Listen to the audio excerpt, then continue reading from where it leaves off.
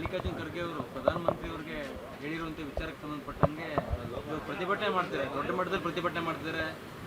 ಇಲ್ಲ, ಪ್ರತಿಭಟನೆ ಮಾಡೋದು ಅವರ ಹಕ್ಕು.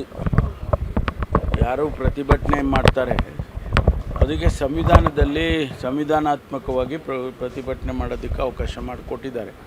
ಆದರೆ ಯಾವ ವಿಷಯದಲ್ಲಿ ಪ್ರತಿಭಟನೆ ಮಾಡ್ತಾರೆ, ಯಾಕೆ ಮಾಡ್ತಾರೆ, ಅದು ಭಾಳ ಮುಖ್ಯ. ಅದಕ್ಕಾಗಿ ಅದನ್ನು ನೋಡೋಣ, ಯಾವ ರೀತಿ ಅವರ ಅಜೆಂಡಾ ಏನಿದೆ ಅಂತ ಸ್ವಲ್ಪ ತಿಳ್ಕೊಂಡು ಆಮೇಲೆ ರಿಯಾಕ್ಟ್ ಮಾಡೋಣ. ಗೃಹ ಸಚಿವರು ಯಾವಾಗ ರಾಜೀನಾಮೆ ಕೊಡ್ತಾರೋ ಅಂತ ಬಿಜೆಪಿ ಪ್ರಶ್ನೆ ಮಾಡ್ತಿದೆ ಸರ್. FIR ಹಾಕೋದಕ್ಕೆ ಸೂಚನೆ ಕೊಟ್ಟಿದೆ ನ್ಯಾಯಾಲಯ ಅನ್ನುವಂಥ ವಿಚಾರನ ಪ್ರಸ್ತಾಪ ಮಾಡಿ. ಅವರು ಕಾಯ್ತಾ ಇದ್ದರೆ ಒಳ್ಳೆಯದು. ಸಂದರ್ಭ ಬಂದಾಗ ತೀರ್ಮಾನ ಮಾಡೋಣ. ಸರ್, ನಿನ್ನೆ CM ಸಿದ್ದರಾಮಯ್ಯ ಅವ್ರನ್ನ ಜ್ಞಾನಪ್ರಕಾಶ್ ಸ್ವಾಮೀಜಿಯವರು ಭೇಟಿಯಾಗಿ ಒಳ ಮೀಸಲಾತಿ ವಿಚಾರವಾಗಿ ಆದಷ್ಟು ಬೇಗ ತೀರ್ಮಾನಕ್ಕೆ ಬರಬೇಕು ಅನ್ನುವಂತಹ ಒತ್ತಾಯವನ್ನು ಮಾಡಿದರು. ಅಲ್ಲ, ಅದಕ್ಕಾಗೇನೆ ನಾಳೆ 24ನೇ ತಾರೀಕು ಒಂದು ಸ್ಪೆಷಲ್ ಕ್ಯಾಬಿನೆಟ್ ಕರೆದಿದ್ದಾರೆ.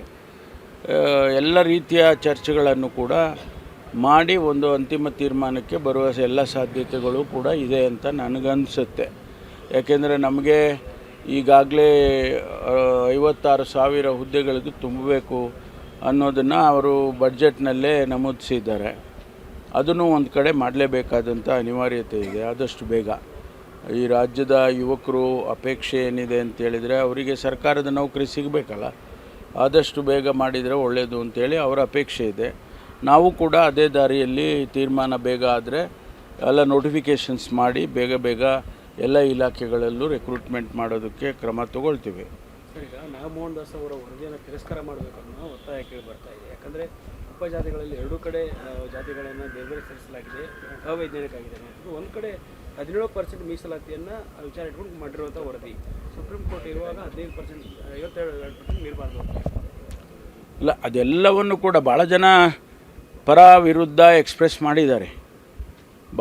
ಭಾಳ ಸಂಘಟನೆಗಳು ಮಾಡಿದ್ದಾವೆ, ಆಮೇಲೆ ಧರ್ಮಗುರುಗಳು ಮಾಡಿದ್ದಾರೆ. ಇದನ್ನೆಲ್ಲ ಚರ್ಚೆ ಮಾಡ್ತೀವಿ 24 ನಾಳೆ ಕ್ಯಾಬಿನೆಟ್, ಸ್ಪೆಷಲ್ ಕ್ಯಾಬಿನೆಟಲ್ಲಿ ಏನಾದರೂ ನಾಳೆ ತೀರ್ಮಾನ ಆಗುತ್ತೆ ಸರ್? ಆಗಬೇಕು ಅಂತೇಳಿ ನಾನು ಆಶಾವಾದಿಯಾಗಿದ್ದೇನೆ. ಆದರೆ ನಮ್ಮ ಸಮಸ್ಯೆಗಳು ಬಗೆಹರಿಯುತ್ತವೆ.